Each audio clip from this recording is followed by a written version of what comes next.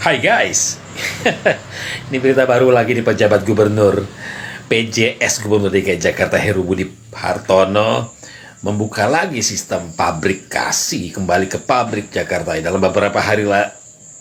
beberapa hari Jakarta menjadi dari era digital menjadi era mesin ketik lagi, ya, dari komputer jadi mesin ketik, dari computerized digital jadi manual gitu. Oke lah, setiap pejabat baru mempunyai kebijakan baru, tapi kan ini sudah dibuat sistemnya, ya, lanjutkan saja, dan sangat efektif menjangkau berbagai warga dari A sampai Z itu menjangkau.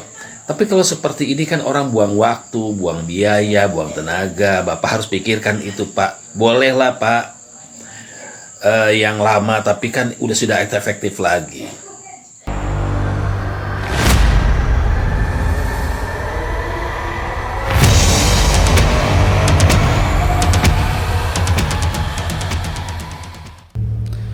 Assalamualaikum warahmatullahi wabarakatuh. Jumpa lagi dengan Enjoy Channel yang membahas berita teraktual, terhangat, dan sedang menjadi perbincangan publik.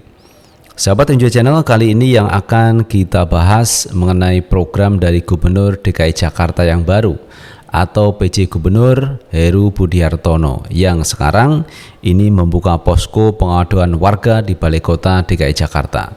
Yang sebelumnya teman-teman, ini tidak ada di era Pak Anies Baswedan. Pak Anies tidak mengadakan pengaduan warga di Balai Kota, tetapi Pak Anies menggunakan sistem digital, memanfaatkan teknologi yang sekarang ada. Jadi bukan kembali di era Ahok, di era Jokowi pada waktu menjadi Gubernur DKI Jakarta. Jadi kalau kita lihat, posko pengaduan warga itu sudah ada sejak era Jokowi, era Ahok, dan era Jarod Saiful Hidayat. Itu sudah ada, tetapi di era Pak Anies ini ditiadakan. Sekali lagi, Pak Anies memanfaatkan teknologi. Tetapi ini diadakan lagi oleh Heru Budi Hartono, yaitu terkait posko pengaduan warga yang dibuka sekitar jam 8, jam 9 dan dilayani pada hari Senin sampai Kamis. Apakah itu efektif teman-teman? Bukankah sudah ada kelurahan-kelurahan teman-teman di wilayah masing-masing yang bisa mengadukan persoalannya warganya di kelurahan? Tetapi ini pihak Pemprov DKI Jakarta atau pihak Gubernur DKI Jakarta yang baru membuka posko pengaduan warga di Balai Kota. Kita baca beritanya teman-teman, kita ambil berita dari CNN. Heru buka lagi posko pengaduan Balai Kota yang hilang di era Anies Baswedan. Pejabat Gubernur DKI Jakarta Heru Budi Hartono akan membuka kembali posko pengaduan warga di Balai Kota Jakarta. Nantinya setiap pagi pukul 08 sampai 09 WIB, warga bisa menyampaikan keluh kesah terkait permasalahan yang terjadi di wilayahnya.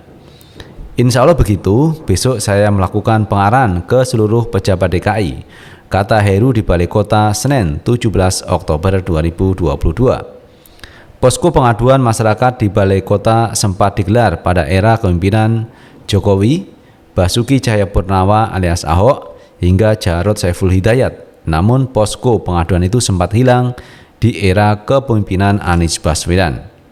Heru mengatakan nantinya posko pengaduan akan digelar setiap Senin hingga Kamis. Pemprov DKI akan menyiapkan perwakilan untuk menerima aduan dari masyarakat. Setiap hari bergantian, setiap wilayah ada di sini, nanti bergiliran juga. Nanti diatur sama asistennya siapa yang piket dari jam 8 sampai pukul 9 saja, ujar Heru.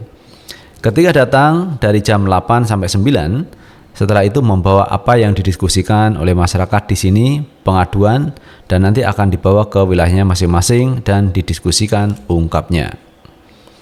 Heru resmi menjabat sebagai pejabat gubernur setelah dilantik oleh Menteri Dalam Negeri Tito Karnavian yang menggantikan Anies Baswedan dan Riza Patria yang telah mengakhiri masa jabatannya sebagai gubernur dan wakil gubernur per 16 Oktober 2022.